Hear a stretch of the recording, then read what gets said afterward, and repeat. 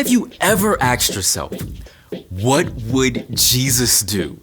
It's a question people have been asking for 2,000 years, and it's every bit as important now as it was then. So, what would Jesus do? Well, we don't have to guess. Jesus showed us and told us himself. Love God, love others. So, when your brother is sad, you can love by listening and encouraging. When your friends argue, you can love by not taking sides and helping to make peace. But living like Jesus is hard if you're not spending time with Jesus. You can read or listen to stories of Jesus in the Gospels, Matthew, Mark, Luke, and John, all about the things Jesus said and did. You can also talk with Jesus, just like a friend. Tell him what you're excited about or what's worrying you. Ask for his help and wisdom. Jesus might bring a verse or picture to your mind or a sense of peace in your heart. The more time you spend with Jesus, the more you can become like Jesus. Then God can work through you to change the world around you.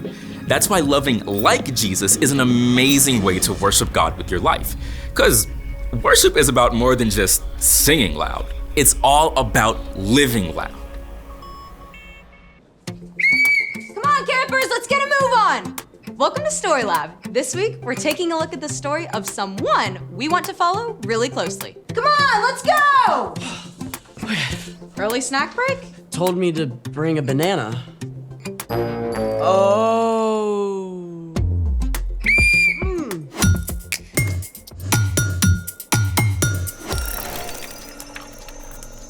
Hey, I'm Skylar. And I'm Sebastian. This summer, we're talking about what it looks like to live like Jesus. And we're getting ready to help with STEAM Camp.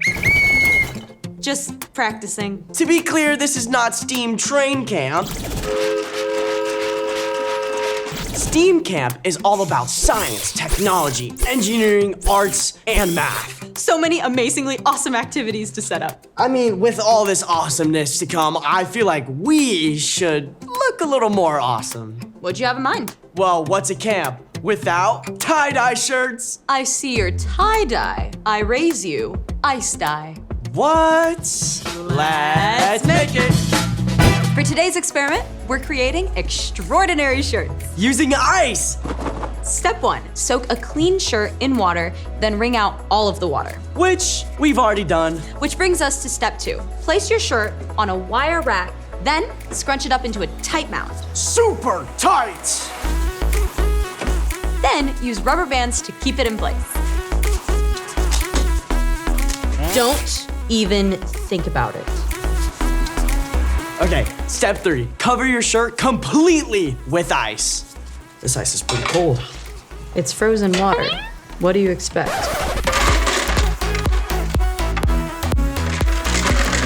Now is the fun part. Step 4, sprinkle different colored dyes over the ice in any pattern you want. But unless you want a muddy looking shirt, try not to layer colors. Like blue and orange. Or purple and yellow.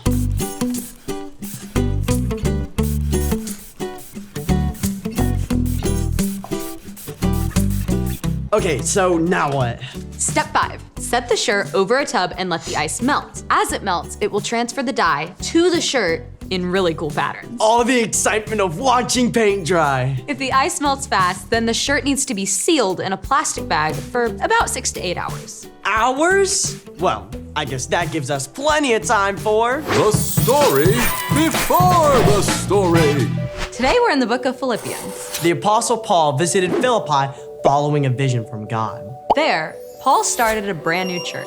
Paul and his friend Silas were thrown into prison for talking about Jesus, but freed after God sent an earthquake. Though Paul left the city soon after, the Philippian church continued to support him, Later, while imprisoned again, Paul sent them a letter. which is where our story starts. Take it away. Hey everyone, I'm Padma. Paul wrote his letter to the Philippians because he had a deep desire to see them become even more like Jesus. Paul gave the Philippians this incredible wisdom for how to treat each other. As you deal with one another, you should think and act as Jesus did. As you deal with one another, you should think and act as Jesus did. Wow. Paul said that our work is to think what Jesus would think and do what Jesus would do. I mean, where do we even start with such an epic quest? Paul went on to explain. In his very nature, he was God. Jesus was equal with God, but Jesus didn't take advantage of that fact. Instead, he made himself nothing. He did this by taking on the nature of a servant. He was made just like human beings. He appeared as a man. Think about it. Jesus is God's son. And with every bit of God's power, God created everything from the farthest galaxies to the tiniest microbe, all through Jesus. Paul wrote in Colossians that Jesus actually holds everything together. Mind blown. But Jesus chose to set all of that aside to take on the limits of a human being. He chose to walk hundreds of miles from town to town on his own sore feet. Jesus chose to get hungry and thirsty, to become exhausted after long days of clamoring crowds, to be misunderstood and face ridicule. Jesus humbled himself. He put others, everyone, ahead of his own needs and wants. Paul wrote, He was humble and obeyed God completely. He did this even though it led to his death. Even worse, he died on a cross. Jesus gave up his own life to take the consequences of our sin, of the wrong things that we've done. And when Jesus returned to life, he made it possible for us to be restored to relationship and live forever with God. Whew! With all of that in mind, living like Jesus can seem, well, impossible. You promise yourself that today is the day you won't fight with your sibling, but then... I can't believe you did that. Yeah, we all know how that goes. But here's the amazing thing. God knows that we can't just try harder and automatically and think and act like Jesus. Learning to live like Jesus takes a lifetime, but you can start or restart the journey anytime. The first step is simply to choose to follow Jesus, to tell God that you want to turn away from living for yourself and start living like Jesus. But you can't live like Jesus until you know Jesus. That means spending time with him. The best place to start is by discovering the amazing things Jesus did. You can read or listen to the stories of Jesus' life in the Gospels, Matthew, Mark, Luke, and John. You can also spend time with Jesus simply by taking a few minutes each day to sit quietly, breathe deep, and ask Jesus to be with you and talk with you. You probably won't hear an out loud voice, but Jesus may give you a sense of peace or a picture or even a verse or phrase. Not sure if what you just heard is Jesus? Well, if it's wiser or kinder than what you would usually do, it's probably Jesus. You can also spend time with Jesus when you gather with friends who love him too. Jesus said that when people are gathered together, talking and thinking about him, he's there in a special way. When you spend time with Jesus, you won't have to try harder to act like him. Instead, over time, you will become more and more like Jesus on the inside. As you allow God's Spirit to work through you, it will become easier and more natural to act like Jesus as you respond to others. You'll become more peaceful, encouraging, accepting, forgiving, and caring. And little by little, you'll start to live like Jesus, just as Paul reminded the Philippians. As you deal with one another, you should think and act as Jesus did. The end. That totally reminds me of this bracelet my mom had back in high school. WWJD? It stands for, What Would Jesus Do?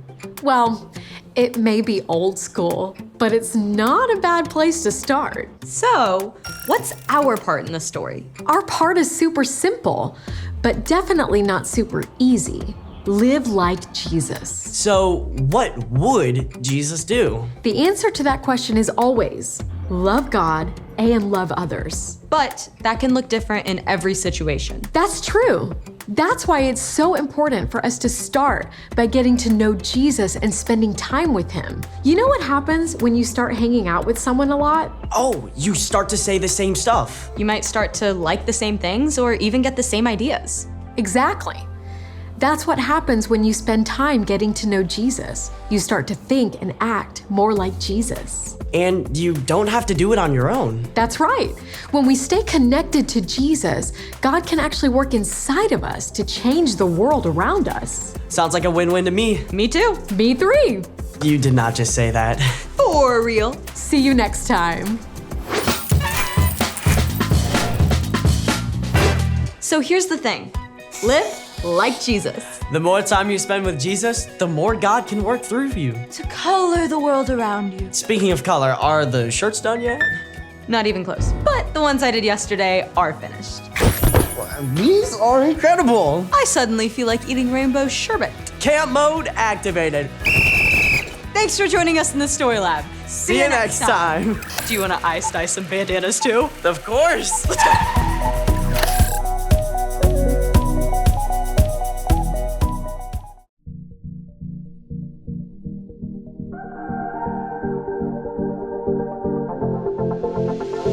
I see the way you live.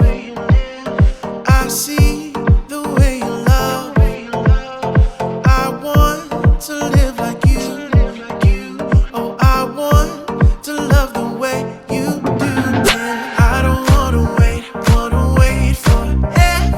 I know that your plans are greater. I am ready now, 'cause there's nothing better, no. Whoa, and now I know. Oh, I wanna live fully alive. Oh, I wanna live fully alive. I wanna live for you in everything I do. 'Cause I wanna live fully alive.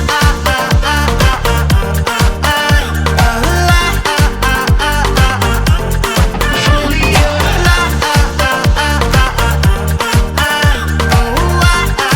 I wanna live. I see the way you live.